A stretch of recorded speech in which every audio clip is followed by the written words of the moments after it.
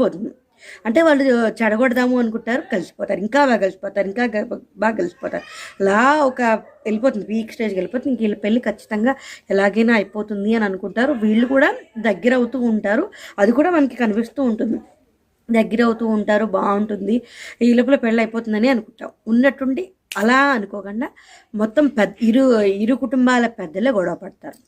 ఎంత గొడవ పడతారంటే ఇంక సంబంధం చేసుకోము, వద్దు అనేది అయిపోతుంది. దాని తర్వాత మళ్ళీ అందులో కూడా ఇది కూడా వస్తుంది, ఏమంటారు దాన్ని, డౌరీ, వరకట్నం తీసుకోవడం, దాని గురించి కూడా వచ్చి అది కూడా చూసి అసలు అన్ని విషయాల్లో వీళ్ళు ఏ రకమైన ఆయుధం ప్రయోగించినా, ఏ రకమైన నాటకం ఆడినా ఆ నాటకం అంతా బెడిసి కొడుతుంది వీళ్ళకి. అంటే బెడిసి కొట్టడం అంటే వీళ్ళు చెడగొడదాం అనుకుంటారు, చెడిపోకుండా ఇంకా సయోధ్య కుదురుతుంది. వీళ్ళే ఇద్దరు ఒకళ్ళనొకళ్ళు చేసుకుందాము, ఒకళ్ళొకళ్ళు ఇష్టపడతాం అనుకున్నప్పుడు మాత్రం అనుకోని రీతిలో పెద్దలు